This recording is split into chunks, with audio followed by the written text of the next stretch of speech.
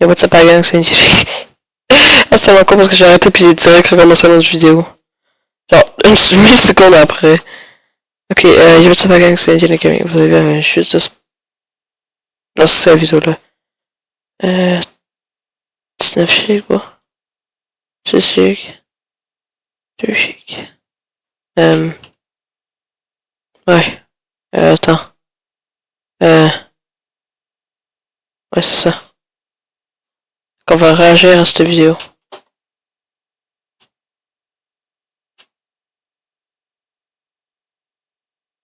Hein?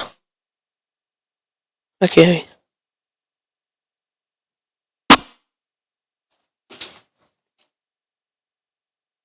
On a retrouvé les images de la dernière vidéo.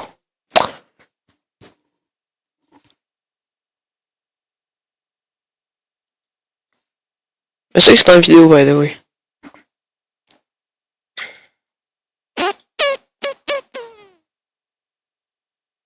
Oh!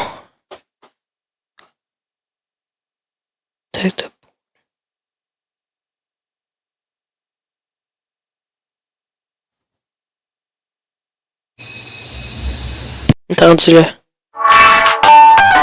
What will we learn today? Your own badge may be abolished with anger and your cold.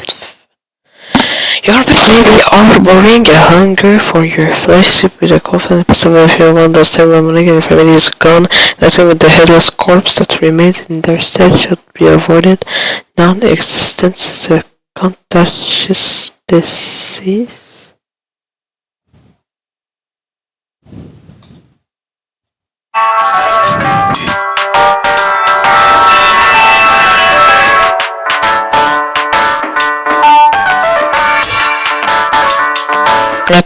If you're out in the middle of nowhere and you get a rush of brilliant ideas, turn back immediately.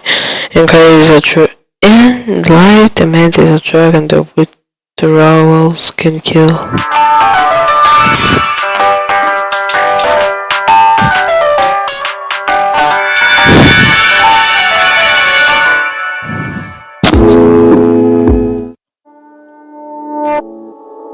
Flesh heads on the tress folk.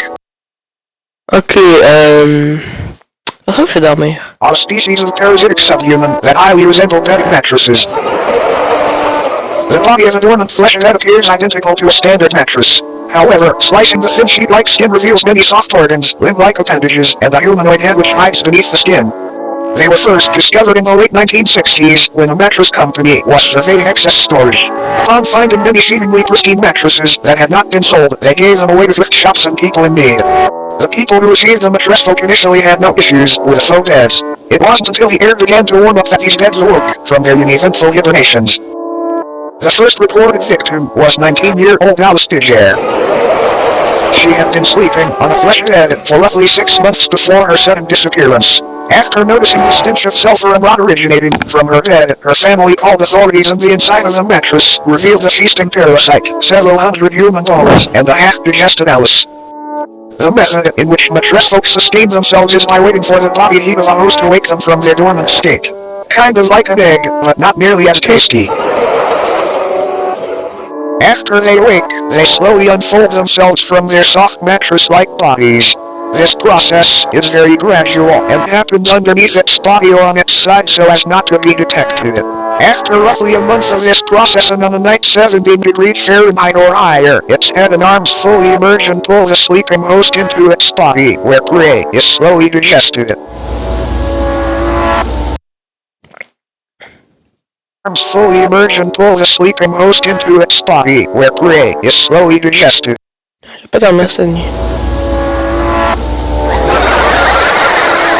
Not much is known about how these sleeping beauties came about, but it is theorized that since they are subhuman they were once a branch of Homo sapiens that merged with a mycelial network many years ago. Autopsies of flesh-heads' digestive systems have revealed DNA samples from thousands of different people in each instance, some even tracing to people born during the 1600s. Another odd thing to note is that the mattress folk themselves contain DNA belonging to humans as well. One instance shared DNA in a blood type with Napoleon Bonaparte, leader of the French Republic during the time C'est qu'il y a quelque chose à voir avec Napoléon Bonaparte. that the mattress folk were assumed to have come into existence. All in all, it might be a good idea to throw out that mattress that feels just a bit too warm lately. You might be sharing it with something unwanted. Good night, sleep tight, and don't let the bed light.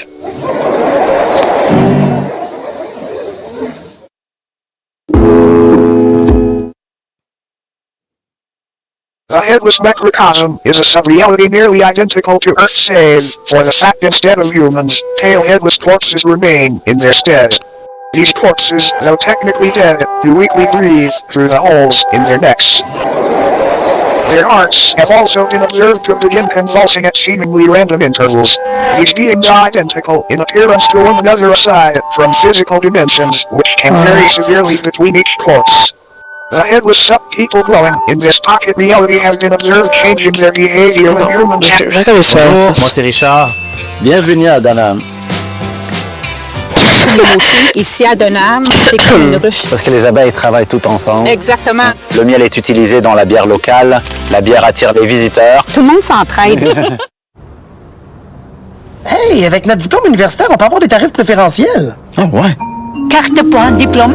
Oui! Sur notre assurance habitation. TD Assurance offre des tarifs préférentiels. C'est comme ça qu'on rend l'assurance plus humaine. Doctornowhere. I'm honestly sad to say that I didn't realize how popular Doctornowhere was until I started seeing Minecraft Let's Plays surrounding the online horror channel. Never truly watching it for myself because these things look like something I would see in hell, and for my own well-being I decided probably shouldn't watch those. But Doctornowhere, created by Silas Orion, is honestly surprising. This surreal horror combines psychedelic depictions of entities you couldn't even conjure up in your worst nightmares. Along with this, the storytelling and animation. Non, du tout. Je serais s'habiller. Attends. Doctornowhere, j'ai déjà écrit cette fois son nom-là. Alice Orion and Stories.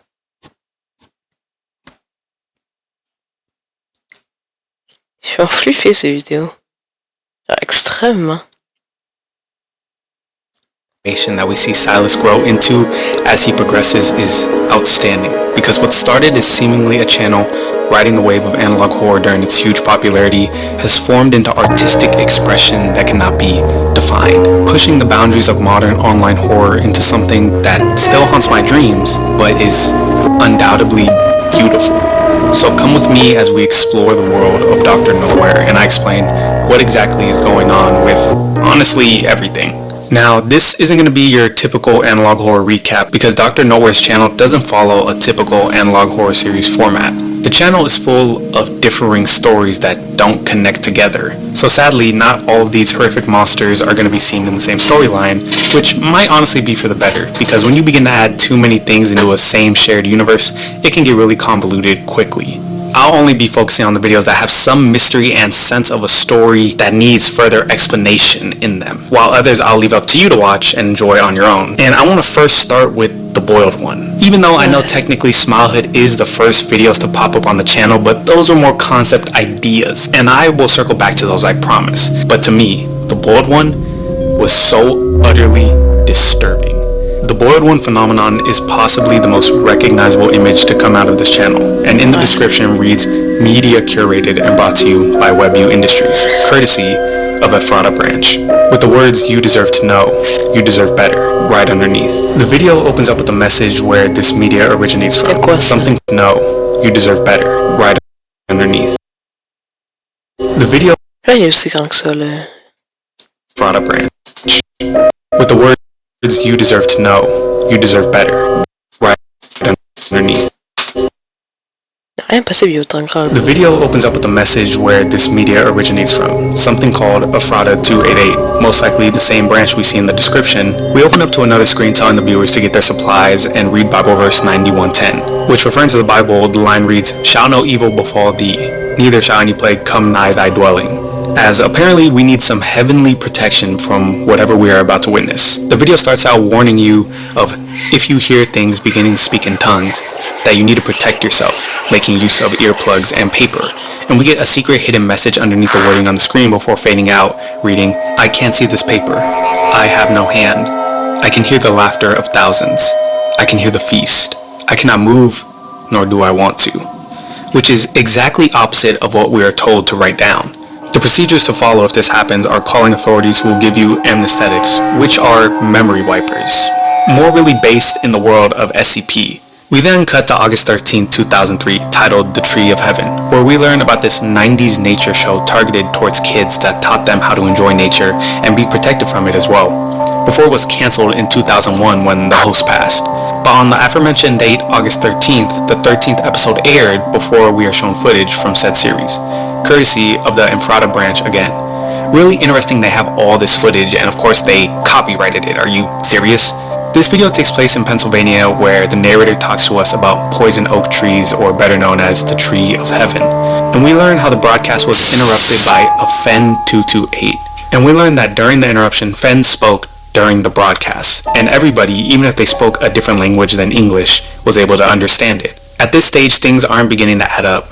Why would a company who knows the dangers of the video try to show it to people? And exactly what is it we need to know? But I'll have to save those thoughts for later, because we are then shown the nature show rerun.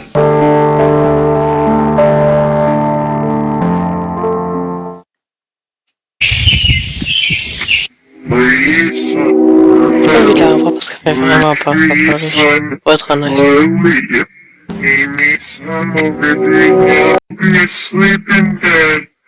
I will be there and watch over you. When you wake, I'll be able to move any.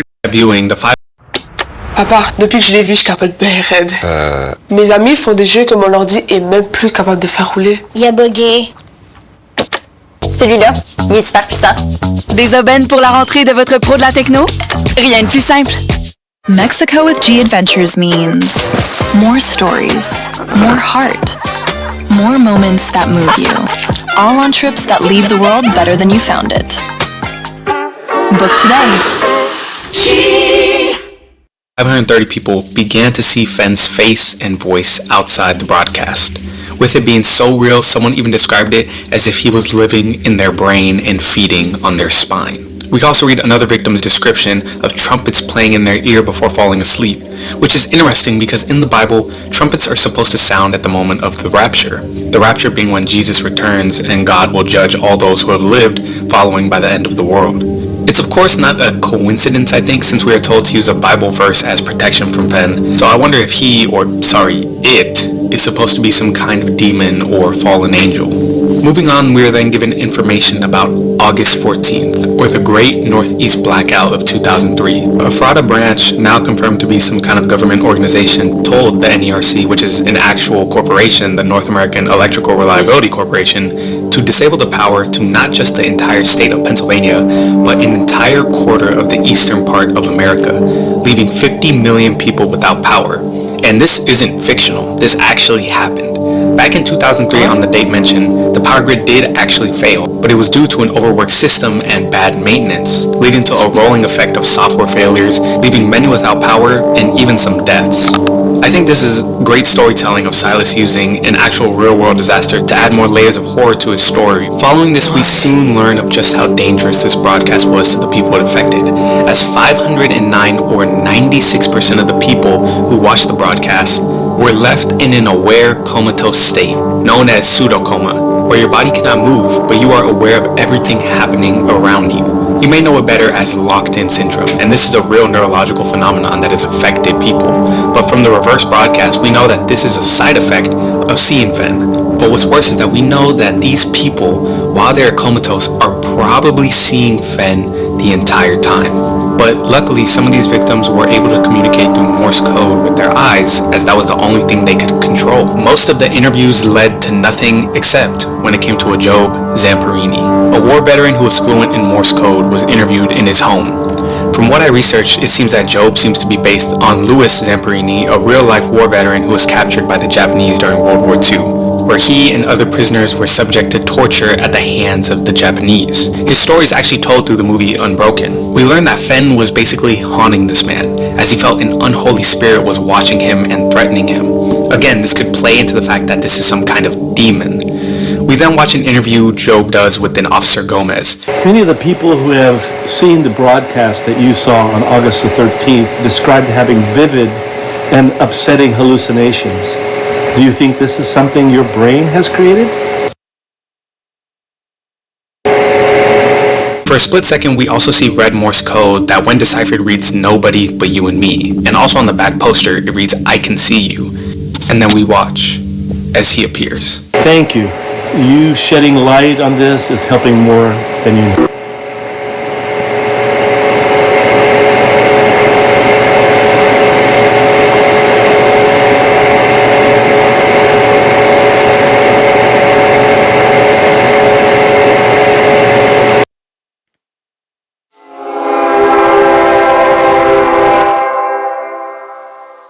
Listen closely. Listen closely. Is the nickname of Mutsuhiro Watanabe, a Japanese soldier and camp guard who worked primarily in PO of MUX together, one and only. And along with this is that reads out one actually more important to the story than you might think. Because I had to watch it too, so do you. Yeah, if I had to watch it too, so do you. But this last sequence is actually more important to the story than you might think, because it reveals what or who the Boiled One actually is. During the scene where we see Fenn, there's writing that reads out, "Wonderful day, the miracle of birth, of fetal fanfare." And along with this is Japanese text that when translated reads, "Fear of the one and only Watanabe the bird." And this is where everything connects together. Because Watanabe the bird, for those of you who don't know, is the nickname of Mutsuhiro Watanabe, a Japanese soldier and camp guard who worked primarily in POW camps or prisoner of war camps, for a time working at the same camp that held the prisoner Louis Zamperini, also being shown in Unbroken as the main antagonist of the film, earning the nickname the Bird in real life by soldiers due to how badly he would beat and torture prisoners. This would later get him labeled as a war criminal, but he would actually never get arrested. And once the San Francisco Peace Treaties of 1952 came into effect, they basically suspended arrest warrants of previous war criminals, including the Bird. Louis Zamperini would eventually forgive him, and reports say that he even wanted to meet him, but that never happened. This lore might have been something you could have figured out based on the information given of just Job alone in the video, but this text makes it much more obvious to what's happening. We are watching what is the ghost of Watanabe mentally and physically torture his former prisoner. This makes more sense as well because Job, like his real life counterpart, seems to have God close with him, and Fenn seems to always try and make a mockery of his religion, as we see with the I can see you overlaying the give it to God frame, as well as the use of trumpets before going to sleep, which, like I mentioned, biblically is used to signify the day of judgment, or even the skies opening up and raining blood in the imagery. What I wonder though, is Fenn actually trying to infect as many people as possible, or did he specifically target just Job and everyone else is just caught in the crossfires? I think that's more likely because it's no coincidence he targets that exact area that Job is living in. It has to have all been planned. And that is it. We made it through. I'm not even going to lie, this was terrifying. Personally, the best use of the format of analog horror I have seen to date. And it just makes me watching any other attempt at the medium just not as scary. Unless you're watching what we are about to see next. Sorry in advance. Smilehood is a story that actually had its origins at the beginning of Doctornowhere's channel, with the TOE or TOE concept videos. Like the name, these videos were just concept ideas for a story that is barely coming out, but I think we can throw our hat in the fire and try to decipher a little of what is happening or may come with all the information given. TOE 1 is just a 30-second long video that follows this singular creature banging on a window pane in a room, seemingly trying to get to us, the viewer, while moaning the entire time. Moaning. Allô, c'est moi, ton sommeil. Allez. Ça te tenterait pas qu'on renoue un peu au lieu de regarder des fausses nouvelles? Moins des... Hey yo, what the fuck? But there is not much to note here, except a singular word in the description reading trap. The creature itself, who I'm gonna call the Thumper, which the internet has coined him as, Silas refers to the Thumper as the Locust. But I find the Thumper a little more funnier for now, but just remember he's also known as the Locust. That will be important later. In Toe 2, we see a similar scene, but now from the point of view of someone recording the monster, which now has long sticks for hands. I believe it's supposed to be projecting onto a TV screen and is constantly saying hello. Kinda friendly so far until... Please go away. Go!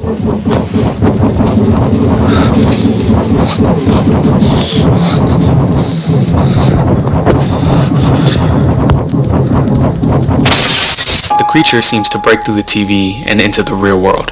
And as our protagonist hides, it's only a matter of time before...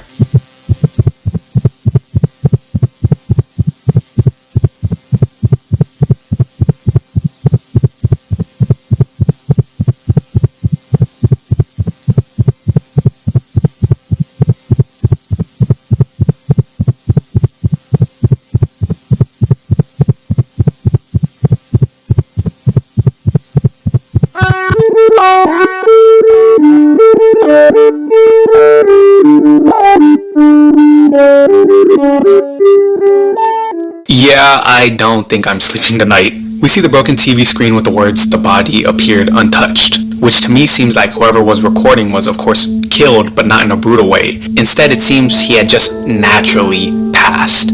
To me, this is typical analog horror tropes. Monster on the TV breaks through to attack a kid recording from his phone or video camera. It's clear to see why these are just concepts, but trust me, I see the vision. But so far we have a monster who lives inside TV screens that seems to appear to people randomly. And even breaking out of its entrapped space, the description also gives us a date, March 13th, 2005. And the tape seems to be released by an organization called the Organate Enterprise, or TOE for short. Or, if you want to get real deep, Organ 8. Is this thing eating people's organs? Toe 3 gives us a little more to work with, as we see Silas explore a little more world building compared to his first two entries. The video opens up to what seems like a parent talking to a child, telling it how to be quote-unquote a good child, playing with toys, not playing with their food, and even making friends. We get a shortcut to a beating heart in a similar background to where the creature was held in Toe 1 and 2 before cutting to an online pen pal chat room. Interesting as well is that we are warned this footage is for governmental personnel viewing only, meaning that Toe is somehow connected with the government for some reason. The protagonist we follow gets a chat from a Dominic9999, apparently his best friend on the chat room. We can instantly see a date being March 13th at 12:43 a.m. at the top, coinciding with the date given to us in the description of Toe 2, most likely meaning that Dominic is the boy we see attacked by the Thumper. Does that mean that the Thumper just killed a kid and started impersonating him on his online chat room? Yeah, this dude is devious. The two chat back and forth, and our protagonist is trying to ask what Dominic has been up to since apparently some time has passed since the two spoke, most likely because Dominic had some problems to deal with. Before Dominic asks to face call, and he doesn't just ask, he is begging. As the protagonist begrudgingly agrees, Dominic sends back, "Starving, help please," before a video call appears.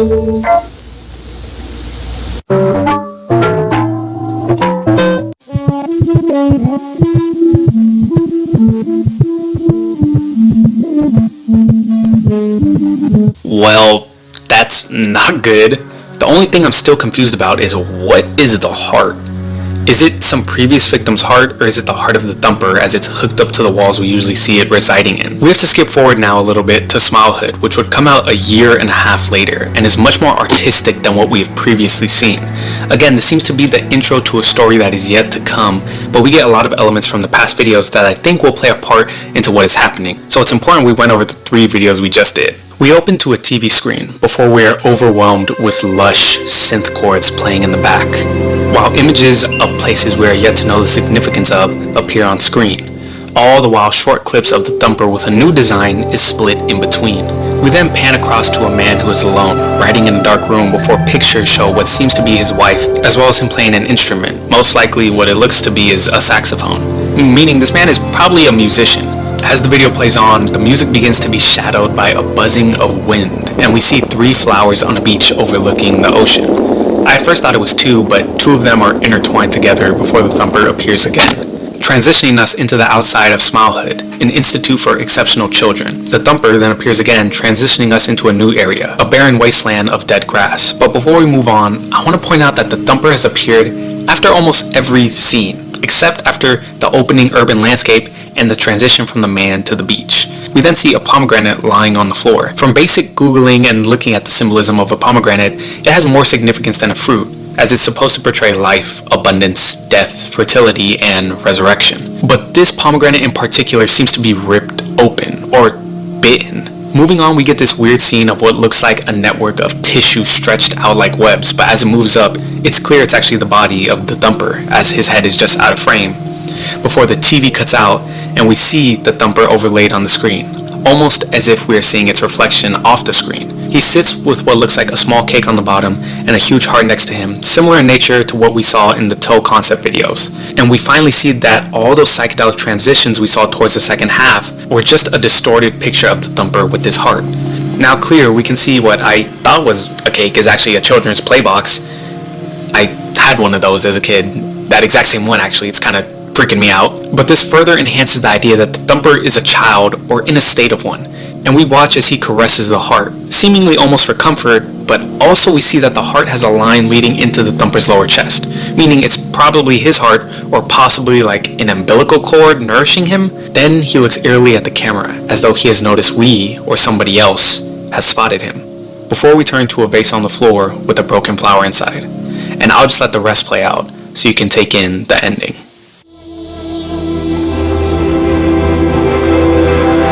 Mon mari est camionneur et il passe des semaines entières sur la route. Parce que j'aime qu'il soit confortable, j'utilise Downy pour que ses draps sentent frais toute la semaine. Des draps frais pendant 7 nuits. La fraîcheur au quotidien, c'est Downy. On this ship, you represent His Royal Majesty and shall dress accordingly. Sorry.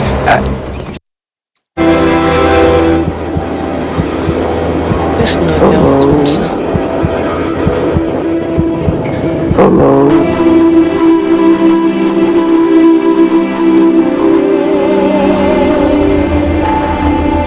Un vrai locust, attends. Il y avait un locust. Sauterelle. C'est un meaning.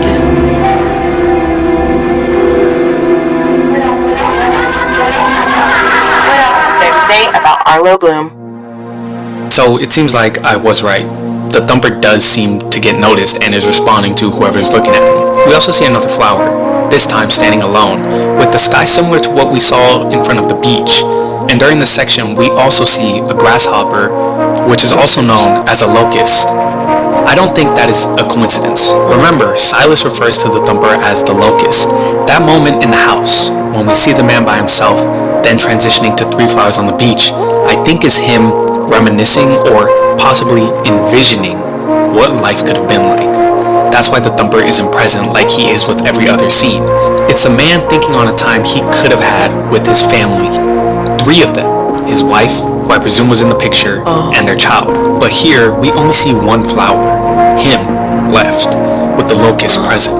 And if we really dive into the meaning of a locust historically, we know that across cultures it represents punishment, destruction, even robbers, especially biblically as they were used by God during one of the 10 punishments on the people of Egypt, a plague against the Pharaoh for enslaving the Israelites. Interesting as well was that the last plague happened to be the death of the firstborn son. I don't want to say this story in particular is symbolism for the plagues, but the locust I think definitely is not coincidental. We also get this last scene of this man who looks like a clown with a red nose and great hair on his sides. He actually looks like a young Pennywise in his heyday. The man is named Arlo Bloom, who I think is the man in the house, as they both have very red noses. Arlo seems to be of some importance as we hear an announcer or narrator saying, what else is there to say about Arlo Bloom? Importance as we hear it. On aurait dit, ouais, on aurait dit. Faut juste que tu, genre, rajoutes un petit truc là. Non, comme ça un peu. Non, comme ça. Voilà, puis t'enlèves, tu coupes ça là. Puis là, puis tu allonges, puis tu vas jusqu'à genre 20 km. What else is there to say about Arlo Bloom? Like he's being introduced or honored. Really, it's not a lot to go off of, but I think I do have an idea of what's happening. So from the concept videos, we know that the thumper is a childlike monster that traverses through TV screens to attack and steal the organs of children, whether it's to eat or for some other reason, I'm not sure. But they are not disfigured. It is almost as if they one day just pass. mess. As we know, the bodies tend to be untouched except for the missing organs. From the Smilehood video, it seems that we are following an Arlo Bloom, a former musician who in his youth lost both his son and possibly even his wife. I say this because he still keeps her picture on the wall, which you probably wouldn't do for your divorced wife, but more likely you would if she happened to pass. But also notice there is no picture of a kid on the wall, which would be odd unless they happen to pass during childbirth. What if the locust possibly attacked the kid before it was born, leading to the death of not only the child, but the mother as well, which is why we also see the pomegranate being ripped open.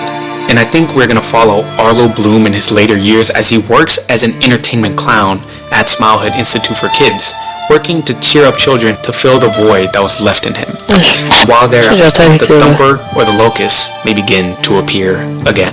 Now, c'est à peu près le tout du là, je pense. J'ai réagi quand même pendant longtemps, là. C'est le fun. Je dois avouer.